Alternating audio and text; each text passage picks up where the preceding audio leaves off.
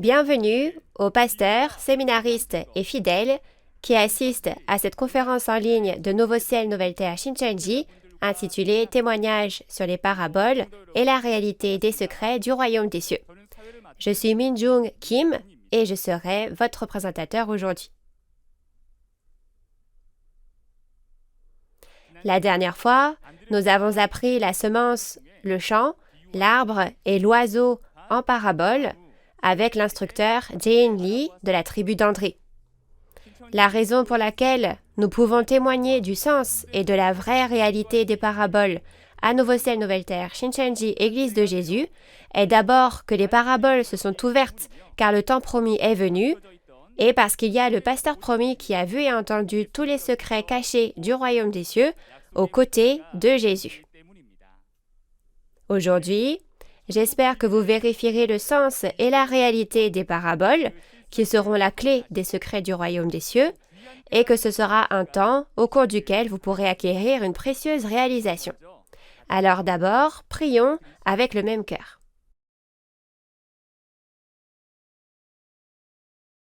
Dieu notre Père, véritable et très saint, nous vous rendons grâce et gloire de nous avoir permis d'organiser cette conférence en ligne de Nouveau Ciel, Nouvelle Terre Shincheonji, témoignages sur les paraboles et la réalité des secrets du royaume des cieux dans le monde entier. L'ère actuelle semble être un déluge de paroles, mais en réalité, c'est un temps de famine spirituelle et énormément d'esprits aspirent à la parole de Dieu. Dans une telle ère, nous vous remercions de nous avoir envoyé le serviteur fidèle et prudent, le messager de Jésus, pour nous donner la nourriture au temps convenable. Beaucoup de gens en ce temps sont venus ici parce que le royaume de Dieu leur manque et qu'ils veulent le connaître. Souvenez-vous-en et accordez-nous les yeux pour voir, les oreilles pour entendre et le cœur pour réaliser, afin que lorsque la précieuse parole de nourriture au temps convenable descend du ciel, ce soit un temps de grâce au cours duquel nous sommes touchés et que chacun réalise et rende grâce et gloire à Dieu le Père. Nous confions tout ce temps du début à la fin au Père et nous avons prié au nom de Jésus qui est mort sur la croix pour nos péchés. Amen.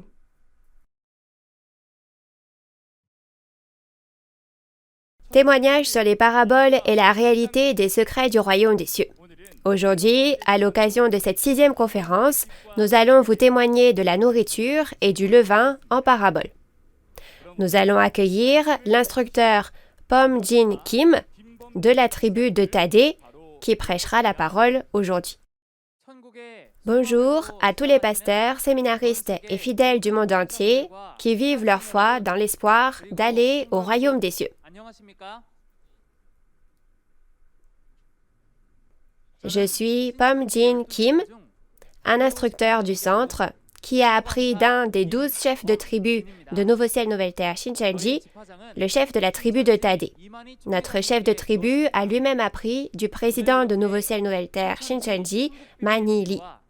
Merci beaucoup de participer aujourd'hui à la conférence en ligne de Nouveau Ciel, Nouvelle Terre Shincheonji intitulée « Témoignages sur les paraboles et la réalité des secrets du royaume des cieux ». Je crois que cette conférence sera pour vous un temps précieux qui vous permettra de réaliser le vrai sens et la réalité des paraboles des secrets du royaume des cieux.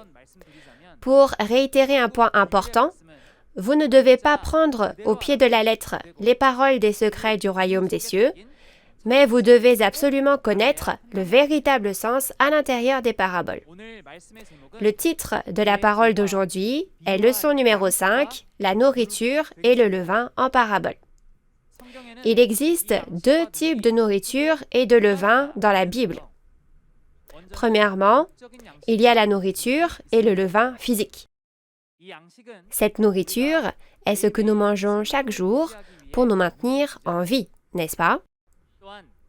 De plus, dans l'histoire de la Bible, vous pouvez penser à la manne qui a été donnée depuis le ciel aux Israélites qui ont quitté l'Égypte à l'époque de Moïse.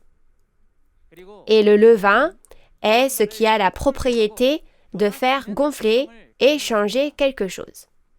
Si on pense à de telles caractéristiques physiques, alors que sont la nourriture et le levain en parabole? Beaucoup de pasteurs connaissent cela, je pense. Mais aujourd'hui, je vais témoigner une fois de plus, donc merci d'écouter attentivement. Permettez-moi d'abord de vous donner la réponse à cette parabole. Tout d'abord, qu'est-ce que la nourriture en parabole? C'est la parole. Et qu'est-ce que le levain qui fait changer quelque chose? C'est l'instruction. Maintenant, découvrons ensemble, à travers la Bible, pourquoi la réponse aux paraboles est comme ceci. Alors, lisons ensemble le verset concernant la parabole d'aujourd'hui, Matthieu 24, 45 à 47. Quel est donc le serviteur fidèle et prudent que son maître a établi sur ses gens pour leur donner la nourriture au temps convenable? Heureux ce serviteur que son maître, à son arrivée, trouvera faisant ainsi. Je vous le dis en vérité, il l'établira sur tous ses biens. Si vous regardez les paroles de Matthieu 24, versets 3 à 8, qui sont en parabole, il est dit qu'il y aura la guerre et la famine parmi les signes du second avènement du Seigneur. On dit qu'il y a un serviteur fidèle et prudent en ce temps de famine, et que s'il prend en charge les gens de la maison de son maître et distribue la nourriture au temps convenable, ce serviteur sera béni quand le maître viendra. Ici, le maître fait référence à Jésus, et le temps où le maître vient fait référence au second avènement du Seigneur. Le serviteur du maître se réfère au vrai pasteur, la maison du maître est l'église de Dieu, et ces gens sont les fidèles.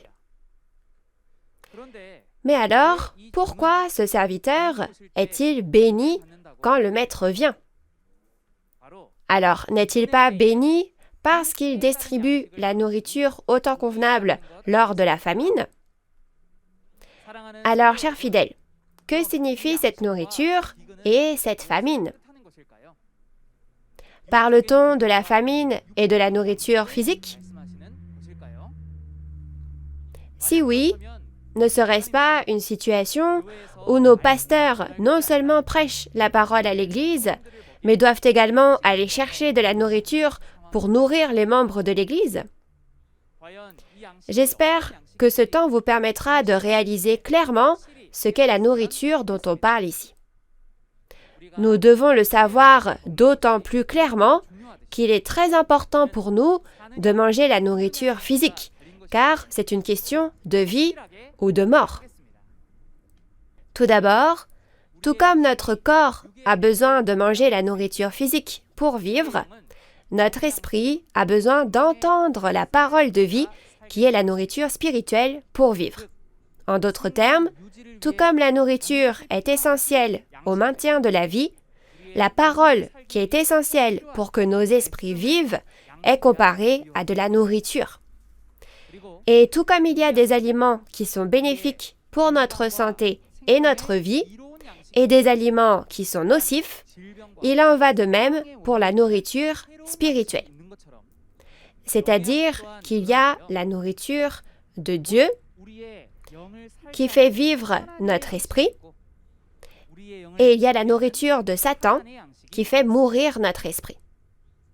Pourquoi y a-t-il deux types de nourriture spirituelle? C'est parce que, comme nous l'avons entendu auparavant, il y a deux entités dans le monde spirituel, Dieu et Satan.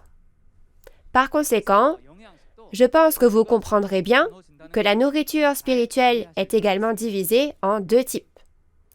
Alors, quelle est cette nourriture spirituelle que Dieu nous donne?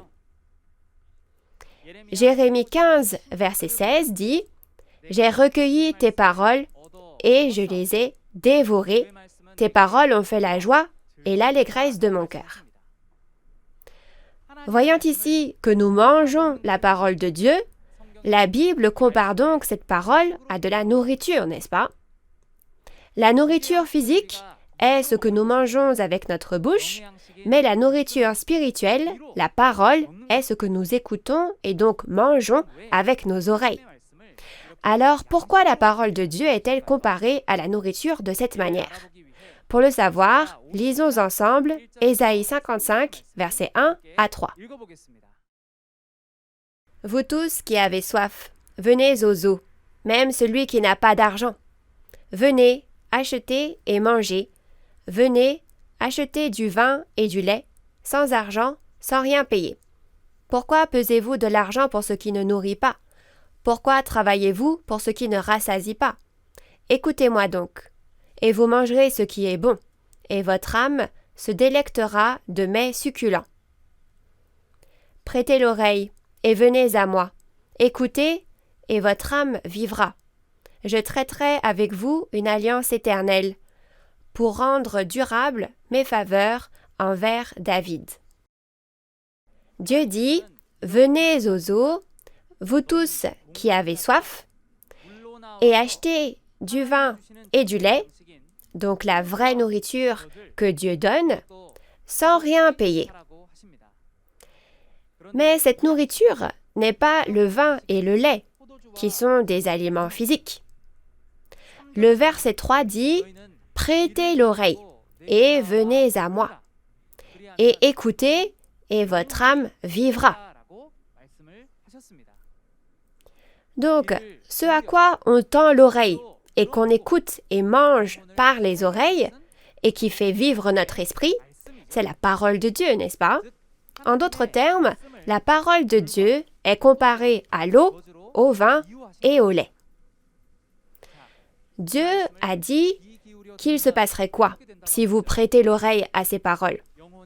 Il a dit que votre âme, votre esprit vivra, n'est-ce pas? Tout comme la nourriture physique fait vivre le corps, la parole de Dieu que nous écoutons et mangeons fait vivre notre esprit.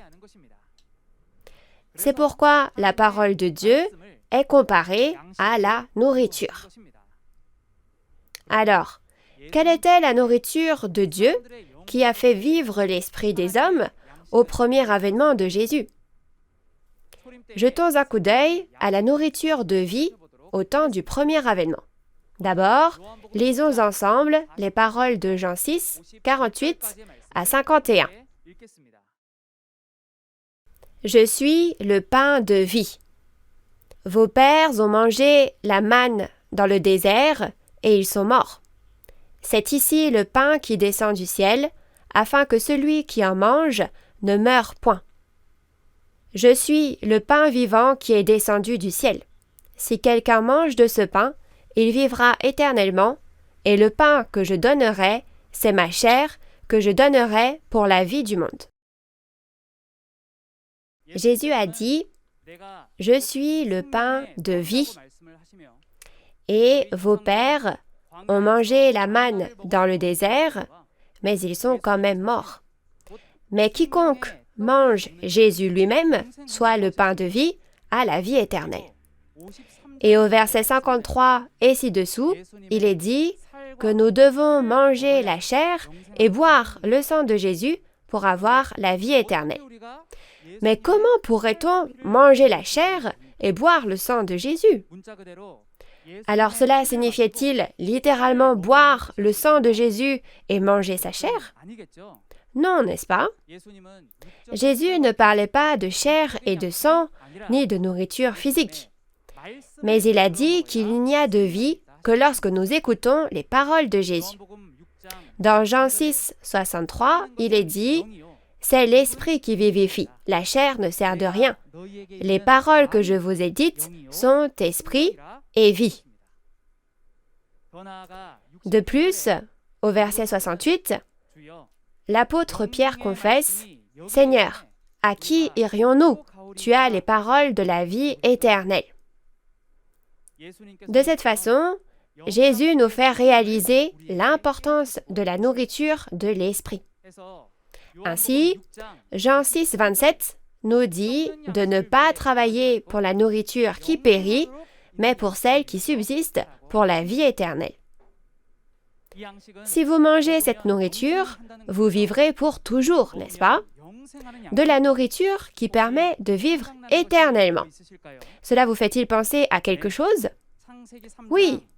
N'est-il pas dit dans Genèse 3, verset 22, que si vous mangez du fruit de l'arbre de vie, vous aurez la vie éternelle?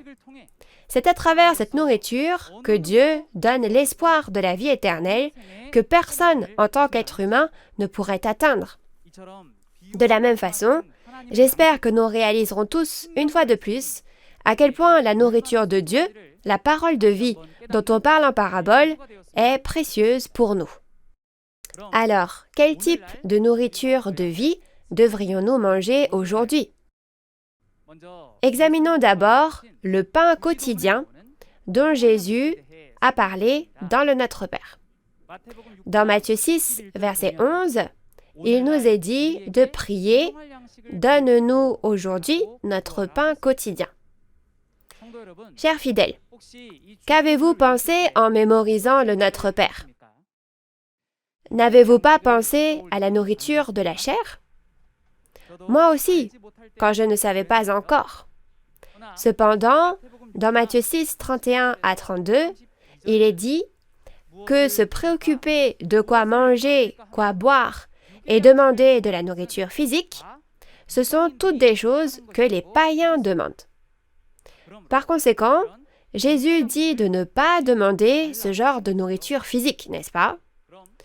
Alors, quel est le pain quotidien que le Notre Père dit de demander? Est-ce de la nourriture physique? Non, bien sûr. Il nous est dit de demander la nourriture spirituelle.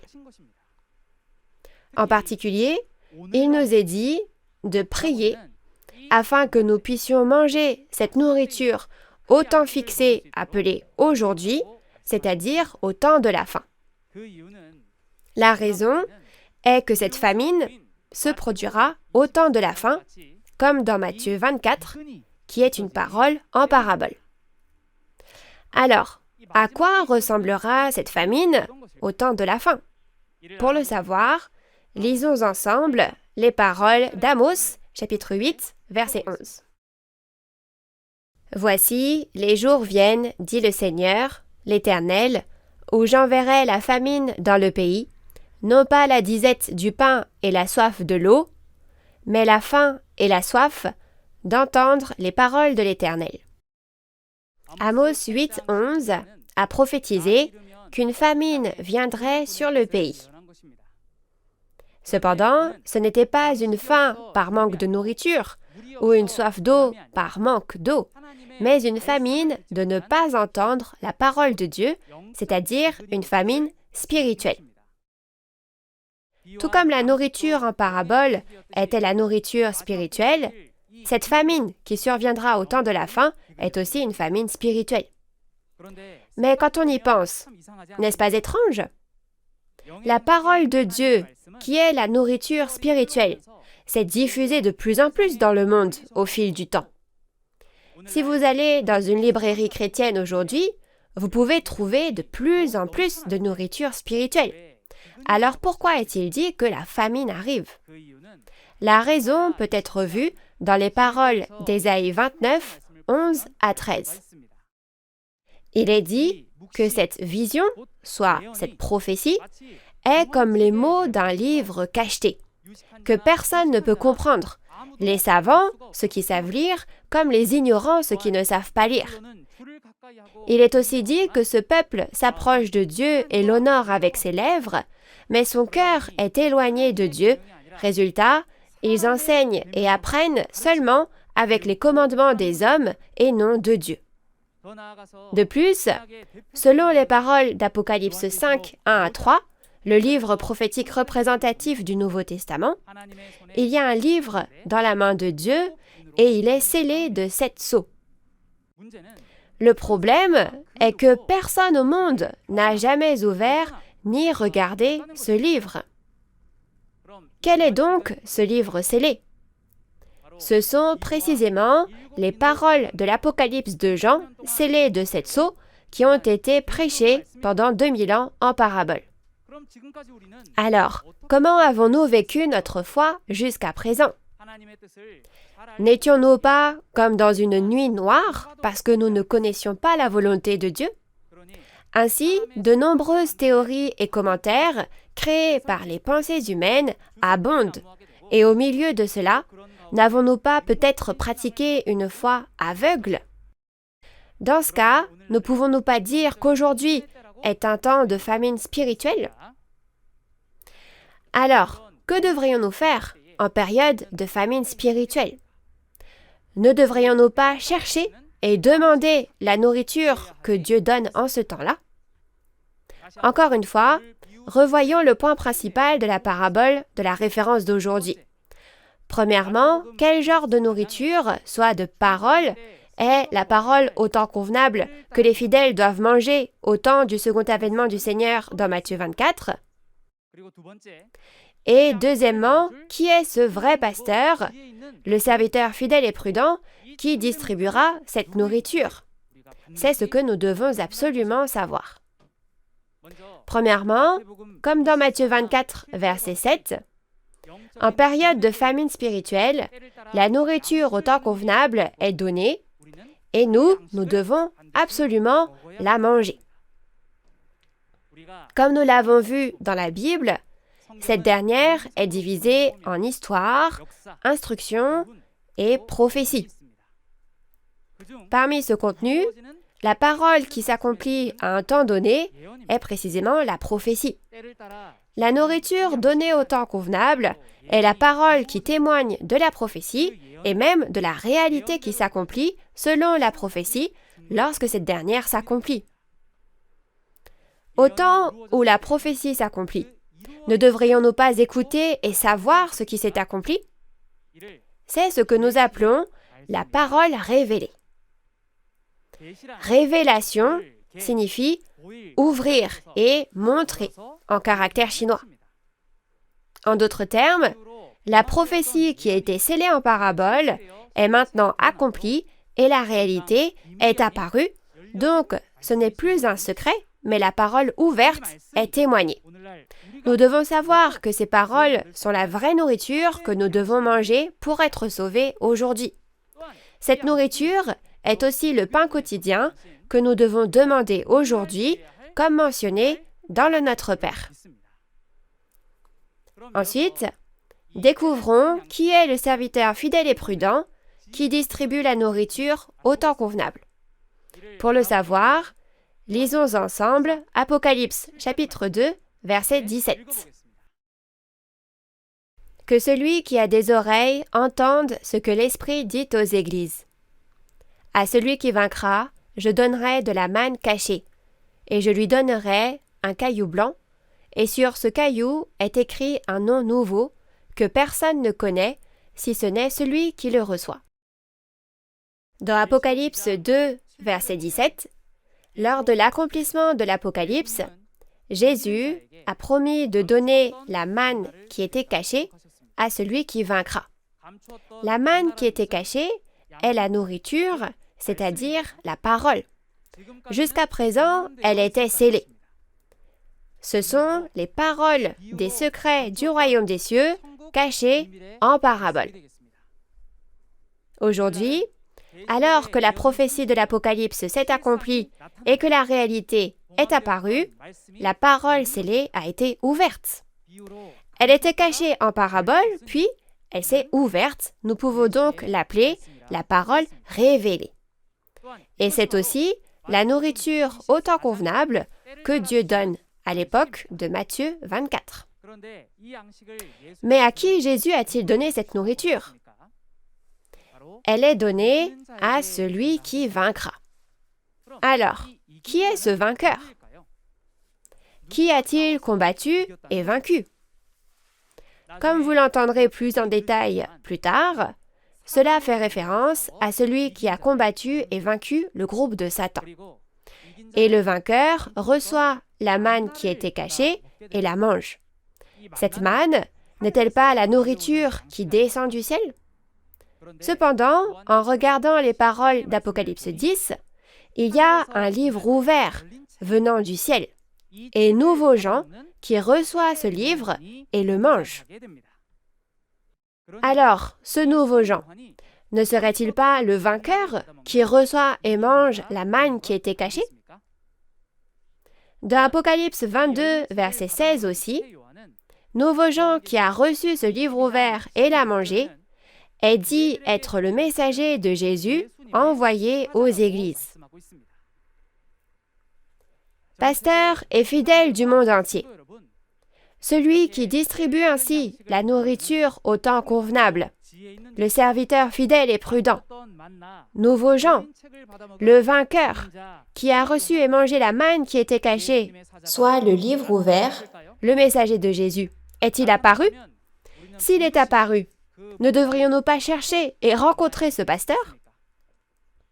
J'espère sincèrement que vous tous qui écoutez ces paroles rencontrerez à tout prix le serviteur fidèle et prudent, mangerez la précieuse nourriture au temps convenable et qu'ensemble, nous réaliserons notre espoir.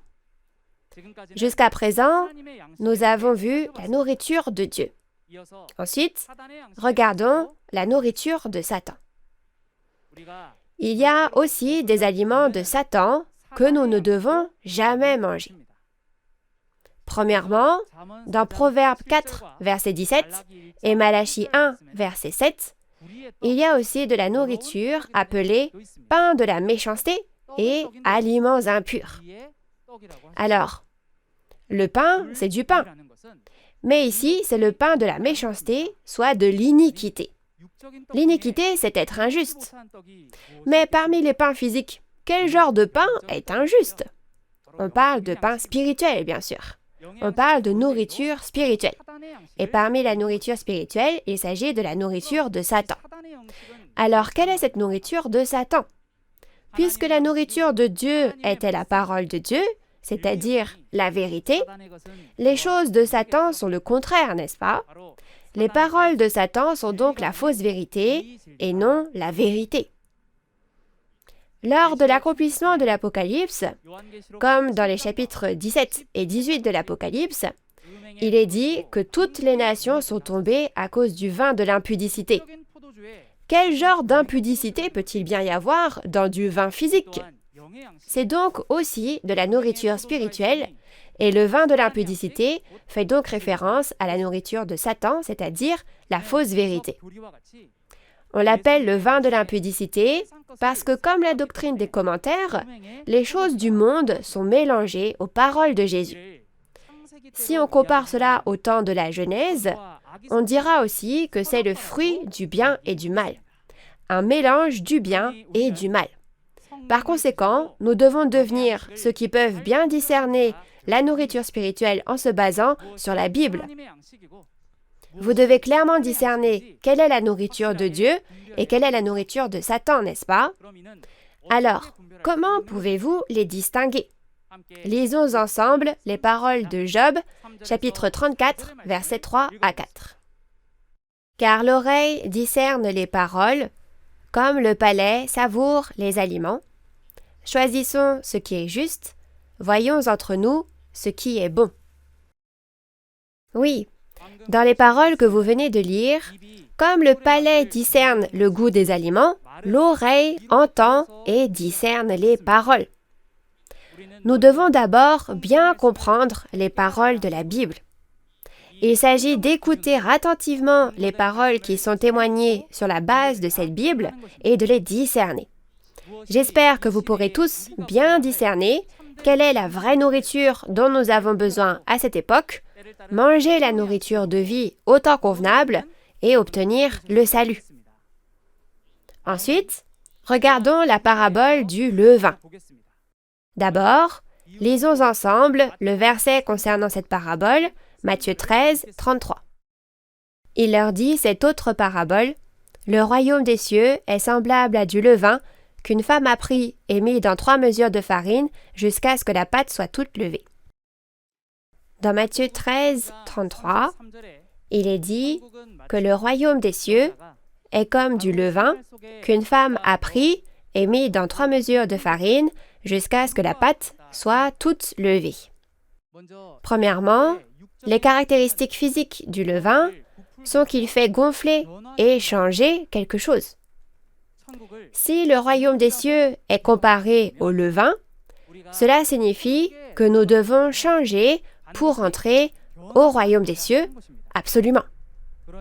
Donc, d'abord, nous devons savoir ce qu'est ce levain en parabole, et de plus, c'est un fait que nous devons nous efforcer pour changer. Dans la référence, il est dit qu'une femme met du levain dans la farine pour la faire gonfler. Alors, qu'est-ce que cela signifie? Dans Galates 4, verset 19, un pasteur comme Paul est comparé à une femme. Ainsi, la femme en parabole signifie le pasteur. Et le récipient fait référence au cœur de l'homme. Donc ça, c'est le contenu que vous verrez la prochaine fois. Autrement dit, le pasteur comparé à la femme met du levain dans le cœur des hommes pour le faire gonfler, n'est-ce pas? Alors, découvrons quelle est la vraie signification de la parabole du levain, la plus importante dans ce verset. Lisons ensemble les paroles de Matthieu 16, 6 à 12. Jésus leur dit, « Gardez-vous avec soin du levain des pharisiens et des sadducéens. » Les disciples raisonnaient en eux-mêmes et disaient, « C'est parce que nous n'avons pas pris de pain. » Jésus, l'ayant connu, dit, « Pourquoi raisonnez-vous en vous-même, gens de peu de foi, sur ce que vous n'avez pas pris de pain? Êtes-vous encore sans intelligence? Et ne vous rappelez-vous plus les 5 pains des 5000 hommes et combien de paniers vous avez emportés, ni les 7 pains des 4000 hommes et combien de corbeilles vous avez emportés? Comment ne comprenez-vous pas que ce n'est pas au sujet de pain que je vous ai parlé? Gardez-vous du levain des pharisiens et des sadducéens. » Alors ils comprirent que ce n'était pas du levain du pain qu'il avait dit de se garder, mais de l'enseignement des pharisiens et des sadducéens. Jésus a dit à ses disciples de se méfier du levain des pharisiens et des sadducéens, qui étaient les faux pasteurs de l'époque. Les disciples pensaient alors au levain du pain physique. Mais Jésus ne parlait pas de cela, il parlait d'une chose spirituelle. Jésus a dit de se méfier des enseignements des faux pasteurs. Quels étaient donc leurs enseignements, leurs instructions, pour que Jésus dise de faire attention? Dans Luc 12, verset 1, il dit que le levain des pharisiens est l'hypocrisie. Hypocrisie signifie en caractère chinois embellir l'extérieur. Un enseignement hypocrite est donc superficiel, simplement pour faire joli. Jésus dit cela car ils n'ont enseigné que les commandements des hommes sans connaître les commandements de Dieu, comme dans Ésaïe 29, verset 13, et étaient immergés dans la tradition des hommes. Donc, si on accepte leurs instructions, notre foi se transforme, sans qu'on le veuille, en une foi formelle qui suit les commandements des hommes. C'est pourquoi Jésus a dit à ses disciples de se méfier de leur levain. Je vais vous faire un bref résumé. Le levain spirituel symbolise les paroles d'instruction qui font changer ainsi le cœur des hommes. Alors, combien de types de ce levain spirituel existe-t-il? Tout comme il y a 2 types de nourriture spirituelle, il y a aussi 2 types de levain spirituel. C'est le levain de Dieu et le levain de Satan. Le levain de Dieu transforme nos cœurs à la ressemblance de Dieu et le levain de Satan transforme nos cœurs à la ressemblance de Satan. À partir de maintenant, vérifions ces 2 types de levain dans la Bible. Tout d'abord, en regardant Marc 1, 21 à 22, quand Jésus enseignait la parole à Capharnaüm en Galilée, les gens furent étonnés de l'instruction, soit de l'enseignement de Jésus. Il est écrit que c'est parce que son enseignement n'était pas comme celui des scribes. Tout d'abord, dans Marc 1, verset 27, il est dit que l'enseignement de Jésus est une nouvelle doctrine qui a de l'autorité. En d'autres termes, nous pouvons voir qu'il y a le levain de Satan des faux pasteurs comme les scribes et les pharisiens, et il y a une nouvelle instruction que Jésus donne, c'est-à-dire le nouveau levain, le levain du royaume des cieux. Le levain de Satan est aussi appelé levain de malice et de méchanceté, comme dans 1 Corinthiens 5, verset 8, et on dit aussi qu'il s'agit de vieux levain. C'est-à-dire que c'est une instruction, une doctrine enseignée par les commandements des hommes, ancrée dans la tradition et ce qui a été passé de génération en génération. Puis dans Éphésiens 4, 21 à 24, il est bien expliqué comment et en quoi nous devrions être transformés. Il nous est dit de nous débarrasser de notre ancien moi, qui est corrompu par les convoitises trompeuses, et d'être renouvelés dans notre esprit, notre cœur, et de revêtir l'homme nouveau de Dieu, qui a été créé dans la justice et la sainteté de la vérité. C'est-à-dire qu'il y a aussi le levain de vérité, le levain de Dieu, qui nous transforme en une nouvelle personne. Mais il y a des instructions que vous ne devriez jamais écouter. Lisons ensemble Proverbe 19, verset 27. Cesse, mon fils, d'écouter l'instruction, si c'est pour t'éloigner des paroles de la science. Quand vous regardez la parole, cesse, mon fils, d'écouter l'instruction, si c'est pour t'éloigner des paroles de la science, cela montre qu'il y a des paroles de science, soit de connaissance de Dieu, que nous devons écouter, mais il y a aussi des instructions qui nous éloignent de la parole de Dieu. En d'autres termes, n'est-ce pas dire qu'il y a aussi le levain de Satan dont nous devons nous méfier? Au temps du second avènement du Seigneur aussi, comme dans Apocalypse 2, 14 à 15, il est dit qu'il y a le levain de Satan, c'est-à-dire le levain de la fausse vérité. Par conséquent, si vous êtes un croyant vivant au temps du second avènement du Seigneur aujourd'hui, vous devez savoir ce qu'est ce levain et vous devez aussi bien savoir faire la distinction. Si nous résumons une fois de plus, le levain de Dieu est l'instruction de Dieu et si nous l'acceptons, nos cœurs seront transformés à la ressemblance et à l'image de Dieu. Le levain de Satan est l'enseignement de Satan et si vous l'acceptez, votre cœur sera transformé à la ressemblance et à l'image de Satan. L'instruction qui fait changer nos cœurs s'appelle le levain. Et nous devons recevoir le levain de Dieu parce que la forme que nous prenons dépend de l'instruction que nous recevons et de qui nous la recevons. Alors, qui était le vrai pasteur qui a fait changer les cœurs avec le levain de Dieu au premier avènement? Et qui est le vrai pasteur qui peut changer nos cœurs au second avènement? Alors, résumons le levain du royaume des cieux et le vrai pasteur au temps du premier et du second avènement. Tout d'abord, le vrai pasteur qui a fait changer les cœurs avec le levain de Dieu au premier avènement était Jésus.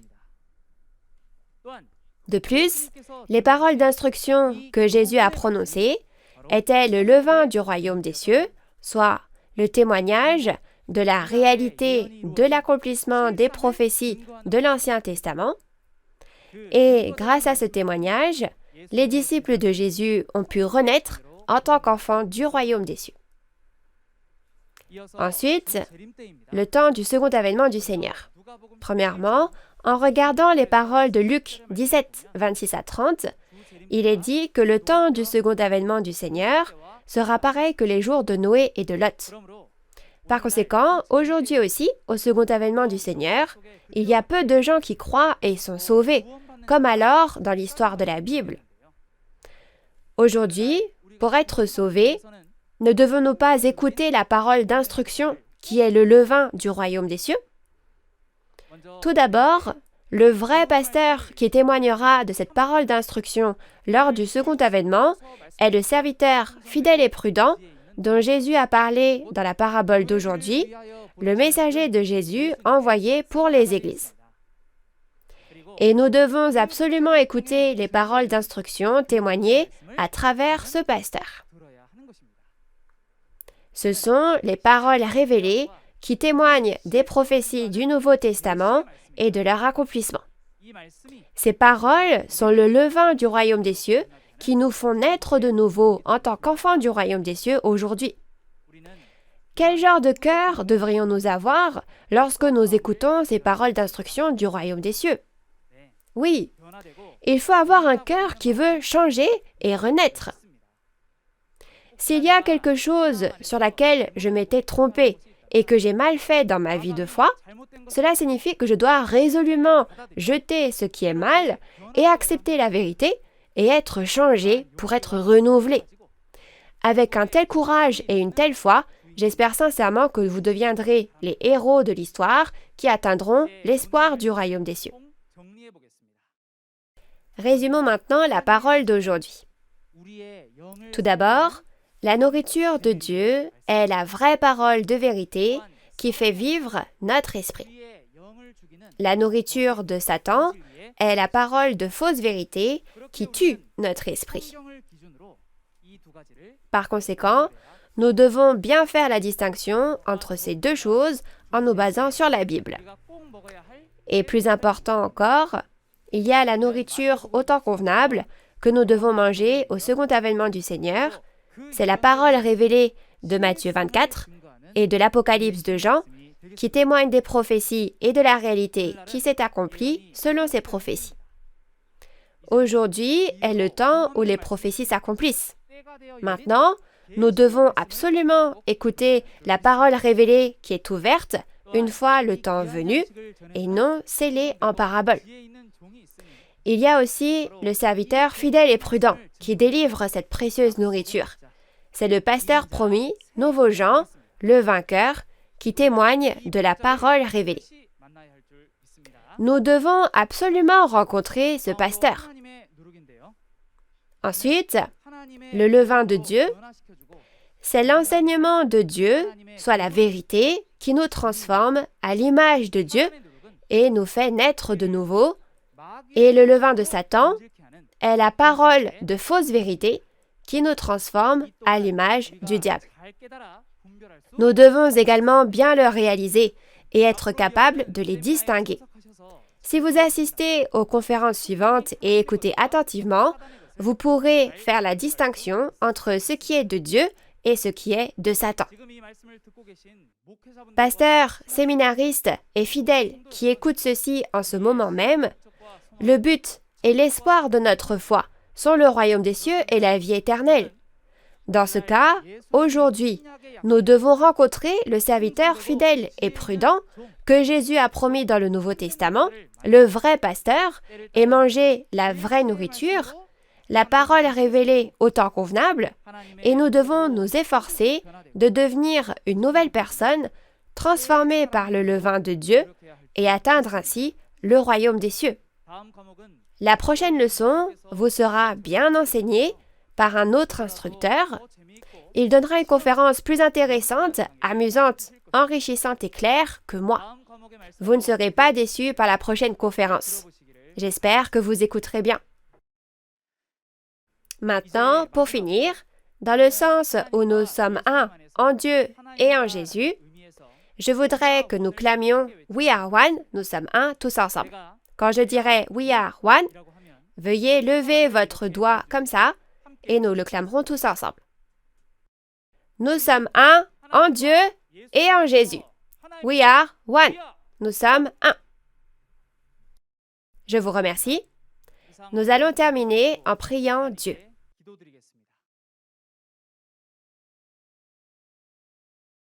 Dieu notre Père, envers qui nous sommes reconnaissants, nous vous remercions de nous avoir fait naître en ce temps précieux aujourd'hui et de nous avoir permis de vivre grâce à la parole révélée au temps convenable à travers le serviteur fidèle et prudent promis dans la Bible. Satan, le diable, essaiera de nous tromper avec ses propres choses pour interférer avec l'œuvre de Dieu, mais s'il vous plaît, Aidez-nous à bien réaliser la Bible de Dieu et à faire la distinction afin que nous puissions tous devenir la possession de Dieu. Nous prions aussi pour être changés par les instructions de cette précieuse parole comme du levain donné à travers le vrai pasteur aujourd'hui et aidez-nous à renaître selon la forme et l'image parfaite de Dieu. Veuillez être avec nous au cours des conférences en ligne restantes et aider de nombreuses personnes à y assister et à recevoir une grande grâce. Nous vous remercions pour toutes choses et nous prions au nom de Jésus. Amen. Merci d'avoir écouté jusqu'au bout.